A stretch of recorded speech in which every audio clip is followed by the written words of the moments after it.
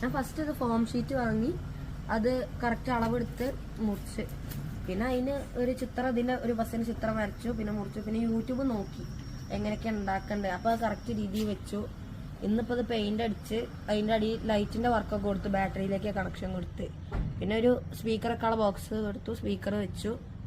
അങ്ങനെ പിന്നെ ഉള്ളിലേക്ക് കറക്റ്റ് ഡീറ്റെയിലിംഗ് പോലെ മീറ്റർ ബോക്സ്, ഗിയറിൻ്റെത്, പിന്നെ GPS-ൻ്റെത് കൊടുത്തു. പിന്നെ ഇവിടെ സ്റ്റെപ്പ് കാര്യങ്ങളൊക്കെ കൊടുത്ത്, പിന്നെ ഡ്രൈവർ സീറ്റ്, പിന്നെ ഇതിന്റെ ഇവിടെ എഞ്ചിനാ വരിക. നമുക്ക് എഞ്ചിൻ ഇല്ലാത്തതുകൊണ്ട് അവിടെ പൊള്ളയായതുകൊണ്ട് ഞാൻ അവിടെ ഒരു തൂണ് പോലെ കൊടുത്ത്. എനിക്ക് ബസ്സിനോടുള്ള ഇഷ്ടം, ടൂറിസ്റ്റ് ബസ്സിനോട് കേരളത്തെ. ഞാൻ ഇപ്പൊ എന്റെ സൈക്കിൾ ഇവിടെ ഞങ്ങൾ വീട്ടിൽ നിർത്തിയിട്ടാണ് വന്നപ്പം ഞാൻ ഇതും കൊണ്ടാ വന്നിനി. അപ്പം പാട്ടൊക്കെ ഇട്ട് അവിടെ നിർത്തി. അപ്പൊ ഇവിടെ ഇത് അസങ്കാക്ക എന്നോട് പറഞ്ഞു ഇത് ഉണ്ടാക്കിയാണ് അയച്ചത്. പിന്നെ ആ സാറും, അപ്പൊ ഞാൻ അവിടെ വന്നപ്പോ സാറ് പറഞ്ഞു, സാറിനോട് ഇതിനെ കുറിച്ച് ഡീറ്റെയിൽസ് ഒക്കെ ചോദിച്ചു. അപ്പൊ സാറ് ചോദിച്ചു സാറ് എവിടെ വർക്ക് ചെയ്യണേ, എന്തിനാ വന്നത് ചോദിച്ചപ്പോ സാറ് പറഞ്ഞു ഇവിടെ റിയാസ് സാറ് വരണ്ട്, അതിന് വേണ്ടി വന്നതാണ്. അപ്പൊ ഇത് പോലീസാണ് ചോദിച്ചപ്പോ അല്ല സാറിന്റെ കൂടെ ഉള്ളതാണ് പറഞ്ഞു.